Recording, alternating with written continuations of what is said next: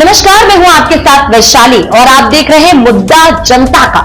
आइए बढ़ते हैं आज की खास खबर की ओर। कई दिनों से सुर्खियों में छाए रहने के बाद बेतिया विधायक रेणु देवी के भाई रवि और पिन्नू ने पुलिस अधीक्षक के सामने शनिवार की दोपहर को आत्मसमर्पण कर दिया। बेतिया पुलिस से लगातार छापेमारी और कड़े रवैये के बाद रवि और पिन्नू को आत्मसमर्पण करने के लिए मजबूर होना पड़ा। हालांकि उन्होंने पहले भी बेतिया न्यायालय में समर्पण की कोशिश की थी, परंतु कानूनी पेचीदगियां और पुलिस की भारी दबाव के कारण आत्मसमर्पण नहीं कर सके।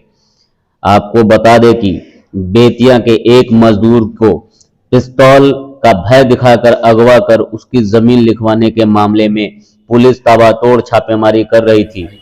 पुलिस द्वारा उसके घर और विद्यालय पर इश्तेहार छपवाने के बाद कुर्की की तैयारी में थी। पुलिसिया दबाव और आगे और मामले में अपनी पत्नी को घसीटे जाने के बाद उन्होंने सरेंडर कर दिया।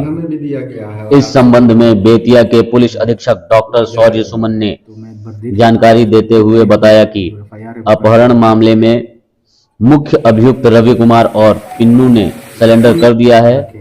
उन्होंने शनिवार की दोपहर पुलिस अधीक्षक के कार्यालय में आकर आत्मसमर्पण किया। ऑफिस में सरेंडर किया गया और जैसा कि आप देख रहे हैं कि विगत कुछ दिनों से हम लोग लगातार इस पर लगे हुए थे।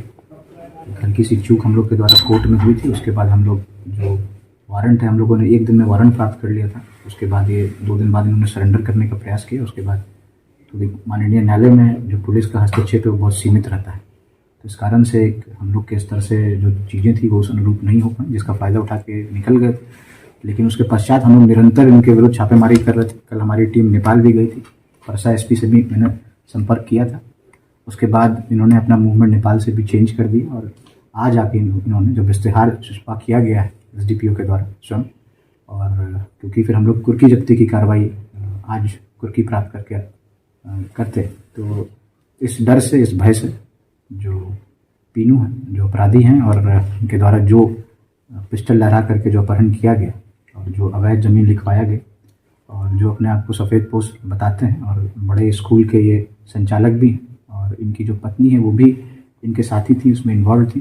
अब हम लोग जो पिस्टल है उसकी रिकवरी का प्रयास कर रहे हैं। अब वो जैसे ही रिकवर होगा आप लोगों को सूचना हम लोग के द्वारा दे दी जाएगी। मैं आपको बताना चाहूँगा कि पिछले जब से ये प्रकरण शुरू हुआ है 6-7 दिनों से निरंतर पुलिस अधीक्षक और अनुमंडल पुलिस अधिकारी, सारे एसएचओ जो टाउन के एसएचओज हैं, अन्य मेरी डीआईयू टीम, सभी लोग निरंतर प्रयास कर रहे थे। दिन रात हम लोगों ने एक कर दिया था और इसी की के बदौलत आज यह सफलता हम लोग को प्राप्त हुई।